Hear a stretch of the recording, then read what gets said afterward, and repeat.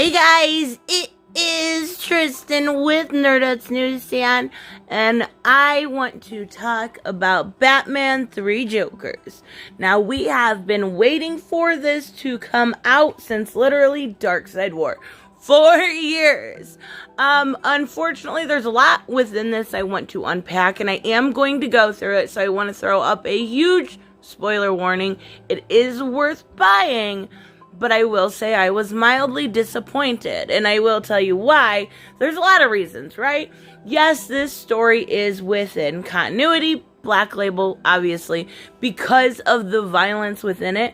We don't actually know where it falls. That's one of the problems. I'm sure we will by the end, but we don't know if it falls after Darkseid War. When Batman sat in the Mobius chair and found out that there was 3 Jokers. It could take place after Doomsday Clock and before Death Metal, considering we had in Doomsday Clock, the Silver Age Joker. So, I want to know, right? And that's not the only thing. I do think the fact that it came out during Joker War is a little damning to it, because Joker War has done really well. Now, this is by Geoff Johns. The art is done by Jason Fabok. Absolutely beautiful art. Beautifully done. This whole book is beautiful, but it's not perfect. And I'm seeing it kind of, take a huge notion that this is really well done. And it is. It's just unfortunate the timing, I think, is the best way to explain it. I wasn't let down. I just wasn't excited, if that makes sense. So, make sure you check it out. Again, last warning. But let's get into it. So we do see, obviously, here, and I am screen recording when it comes to this, because it is a lot easier when it comes to editing, aka I'm being lazy. So we see Batman visiting his parents, right? And he's bleeding. It starts off with time heals all wounds if they don't kill you first. Now, I do like the throwbacks to all of the different wounds we'll see here, right? It just depends on where it happened, who did it, right? So we see Oswald Cobblepot, the first one, and I love the Selina one, breaking of the bat, right? With Bane. We see, Riddler, different ones. I love I love the way Selina looks in here. I love everything about it. I think this specifically is from Long Halloween, but and we see Croc, right? We see Scarecrow. We see everybody leaving their mark on him, whether it's Joker and it's his acid and flower. He's got multiple marks from Joker. But what I love that they show is the dissection of Bruce as a person, because we can see all of these wounds, but the biggest wound that he carries is obviously an origin story that everyone knows. I love the coloring in this also, just little, dots of red on the popcorn, little things like that they put in. They went the extra mile when it comes to the look of this book. Now, obviously, we all know his story, but what they are trying to focus and get down to is, yes, all wounds can heal, but some won't. Some just will not ever heal. And hence, you have born a man that dresses up like a bat, right? So we are going to talk specifically about 3 Batmans, or 3 Jokers in here, right? The first being the criminal. The second is the comedian, and the third is the clown. Now, you can probably guess where they all belong, but we are seeing Barbara in here. And I love Barbara here. She's like, I don't, tough as balls, just absolutely set on. I've never actually seen anyone break a treadmill. For as long as I've gone to a gym on a normal basis, nobody's ever broke a treadmill. Nobody's ever done that. So we are seeing that mindset is maybe because of her, not only her outer wounds, which we will see here, beautifully drawn, but because of the wounds she suffered at the hands of Joker when it comes to the Killing Joke. And I love that story. It's my all-time favorite Joker story, just because it's so simple, and it's kind of still, seen as that origin story when it comes to Joker. But we do see then Jason, right? And Jason has his own Joker scars. They all do, right? He is, going a little bit harder on these goons because they are Joker goons. So we're going to see, obviously, his scars here, which we know comes from death in the family. And the art. I know I'm going to say this probably too much, but it's beautiful. Just everything about it. And the coloring, such a good job. But we see him take over, right? He obviously gets out of trouble here and leaves his Red Hood mask behind. He still has his eye mask on, but we see the death of 3 different Jokers. Sort of, right? Or so we think. Now, all of these things have taken place all over town, and they were all widely publicized. One was live streamed, one was caught by cameras. It was done very purposefully so, and we see, that the Moxons have been taken out. The crime family is now gone forever. And initially, they're saying, well, this isn't 3 Jokers. This is 3 imposters, right? 3 imposters. But who are they? I love the mustaches here. It's so funny if you look back at Cesar Romero's Joker. That mustache is so bad, and I love that little bit they added here. But these were 3 people that were not the Joker, but were they, right? They're kind of trying to figure that out, and we have Batman show up, and they think he's kind of losing his marbles. So this was my favorite part, at least in the beginning. He's talking, and they're like, who is he? Is he cracking up finally? And no, he is talking to Barbara, who is, up on high. And we have one of these that take place at Ace Chemicals, and they're trying to figure out what's going on. Well, one of these people is, in my opinion, right here, very purposefully left alive. Joker doesn't leave people alive unless there is a reason for it. So I do think either he was supposed to give information, or he was supposed to be left alive for some reason. Now, if you pay attention here, you'll probably never notice it, but he is loaded into the back of this ambulance, and they start to then follow the ambulance. But what we didn't know is that Jason is inside of the ambulance, and that is who is going to initially question this Joker, right? And I love how he has his Red Hood mask back on. He must have thrown it on the ground and then picked it back up. That's a silly little editing mistake, maybe, or maybe there's more to it. You never know with these kind of stories. So he wants to question this man, and we do see both Babs and Batman spring into action to get in the back of there, and he's like, no, stop. I love how he just stops that punch right here. It's beautiful. But he's saying, stop. You're going to make this man, after all the Joker toxin, go into cardiac arrest. Well, he's like, I really don't care.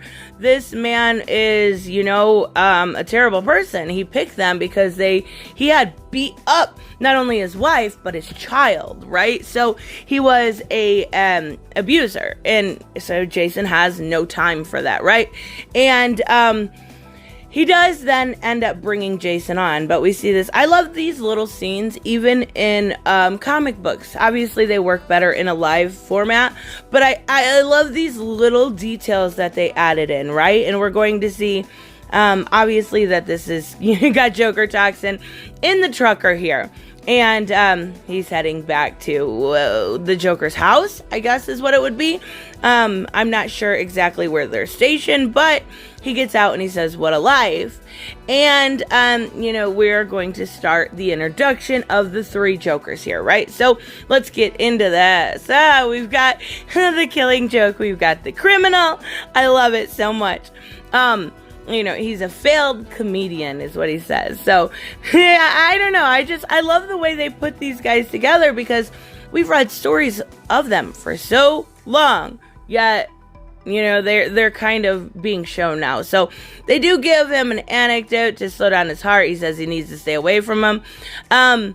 He says Babs calls this victim of Joker a victim, and he's like, no, he's a terrible person. He keeps going back to that.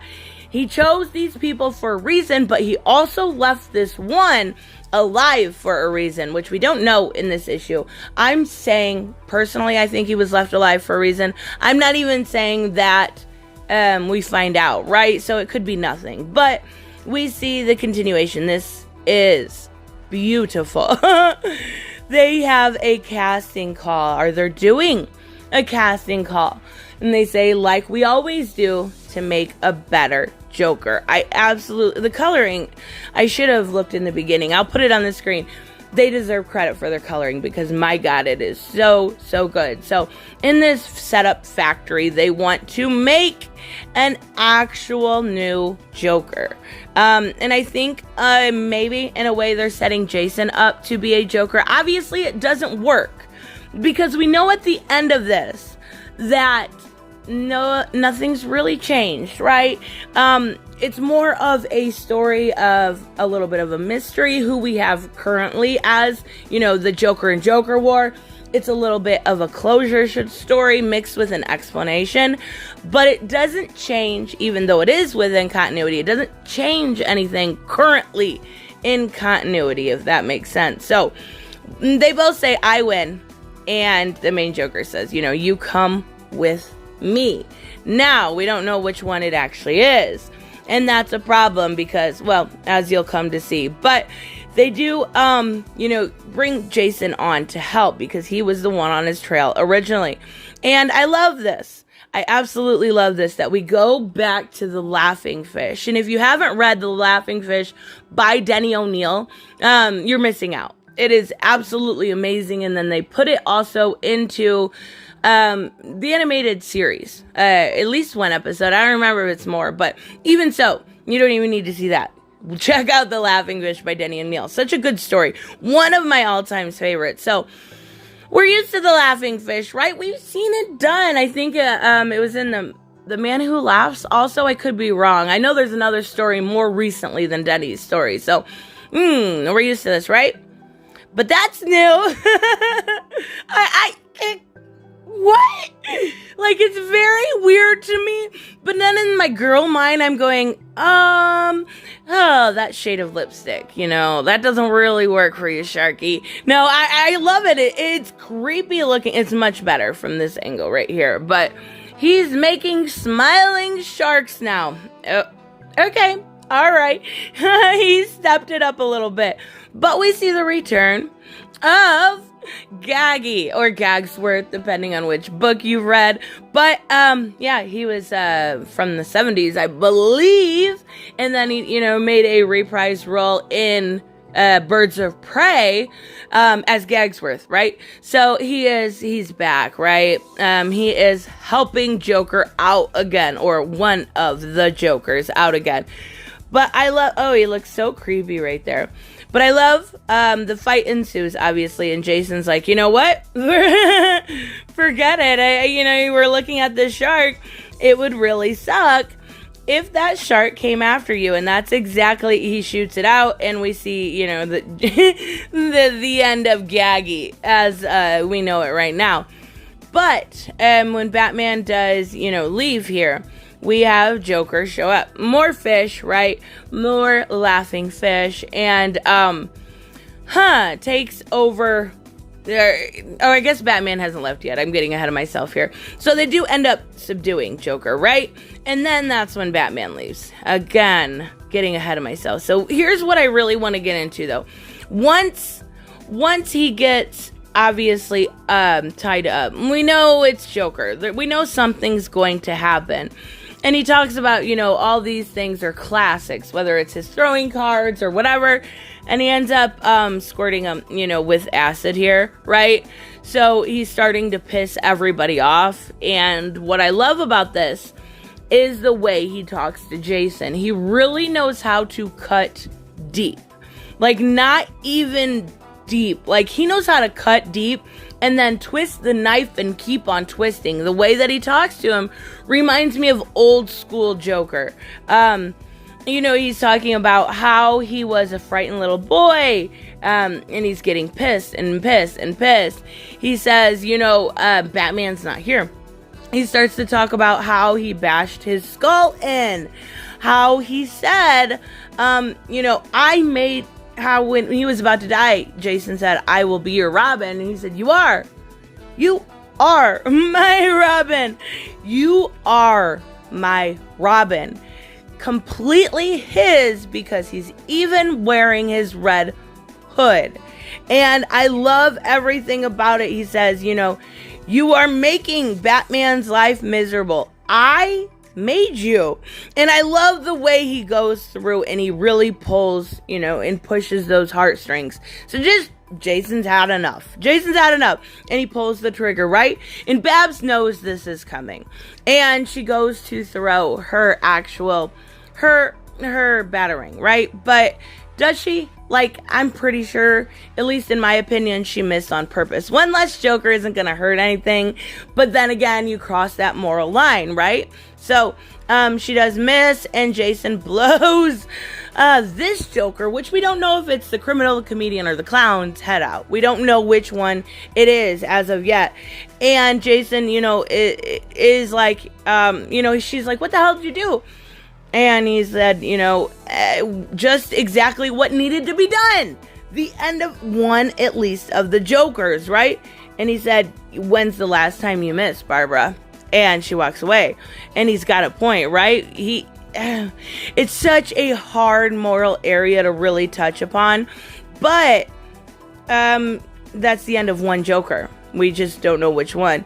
I love when Comixology messes up for me all the time when I'm recording. But even so, we're seeing the beginning of a mystery. We've got it down. We've got, 2 more issues, 2 more Jokers to figure out which one we are actually going to see now.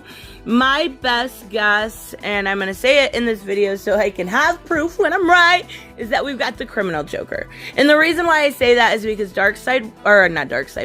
Joker War is so in-depth, and there is so much new James Tynion has put into it. Not only that, but there is so much evil that it even goes above and beyond the evil that we saw when it came to both Jason and Babs' crimes, right? Death in the family or Killing Joke. It is absolutely insane what he's done, and I do think that's who we're going to see. Now, I could be totally wrong.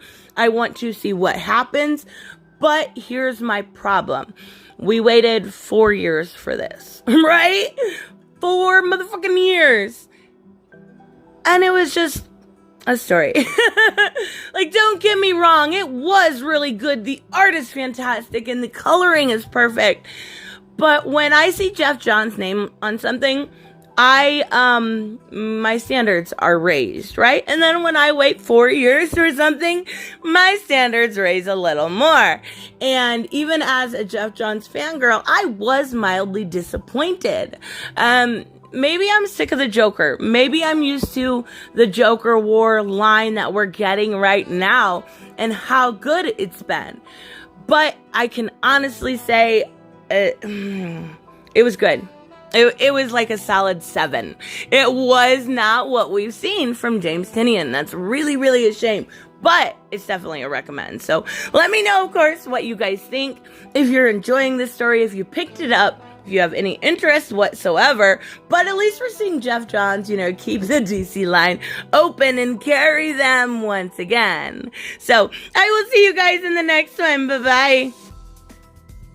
Hey guys, I want to give a huge shout out to my Patreon and subscribe stars. You guys literally make this channel possible. Huge thank you to Cage the Mick, Robert Mick Twiz, Black Knight Fool, Brucey, Chris Z, David L, David Rafford, Jeffrey Allen Carnes, Mighty Balls, Mike Buckner, Maizen Barbosa, Ruskart, Ryan Decker, Robert Hoffman, and Doc Holliday. You guys are absolutely amazing, and thank you so much for all your support. Don't forget on the way out to like as always if you enjoy the content and hit subscribe.